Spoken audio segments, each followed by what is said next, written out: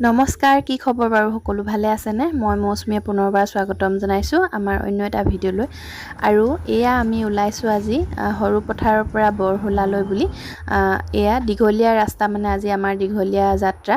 আৰু এইটো ৰাস্তা চিনি পাইছে চাগে, কোনে কোনে চিনি পাইছে বাৰু। ইমান ধুনীয়া চাওকচোন, কাষে কাষে চাৰিওফালে মানে চাহ বাগানেই বাগান। আৰু এইকেইটা দিনত বাৰু আপোনালোকে দীঘলীয়া যাত্ৰা কৰিছেনে? এইকেইটা দিনত আপোনালোকে নিশ্চয় দীঘলীয়া যাত্ৰা কৰিব। আৰু আমাৰ দুচকীয়া মানে বাহনখনেৰে আমাৰ যাত্ৰা আৰম্ভ কৰি এয়া চাওকচোন, সেউজীয়াৰ মাজে মাজে বৰষুণ যিহেতুকে এইকেইদিন বৰষুণৰ পাছত যে এই ধুনীয়া সেউজীয়াখিনি ওলায়। আৰু তাতে এইকেইদিন হ'ল মানে খেতিয়কসকলৰ দিন।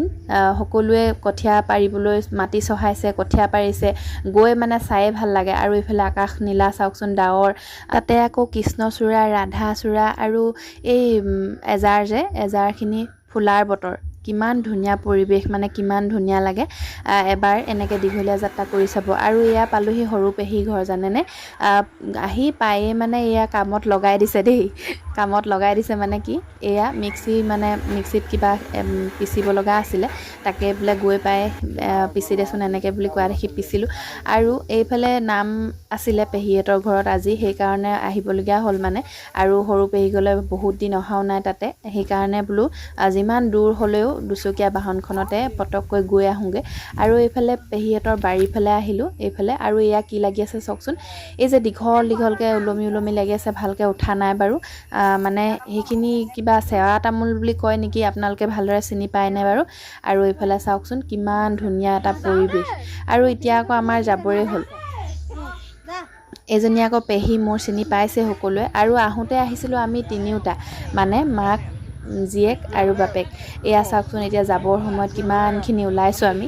যদিও সকলোখিনি একেলগতে যাম, তথাপিও মানে ভাগ ভাগ হ'মগৈ ৰাস্তাতে।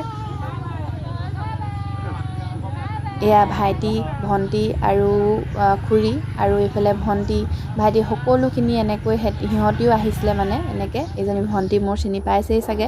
আৰু এতিয়া আমি আহি পালোহি এইখিনিলৈকে, মানে আমি আহি অকলশৰীয়া হ'লোহি, মানে সিহঁতিও ভাগে ভাগে গুচি গ'ল। আৰু এতিয়া গৰঙা পাৰ হৈ এই ৰাস্তাটো আকৌ পালোহি, দেখিছেনে?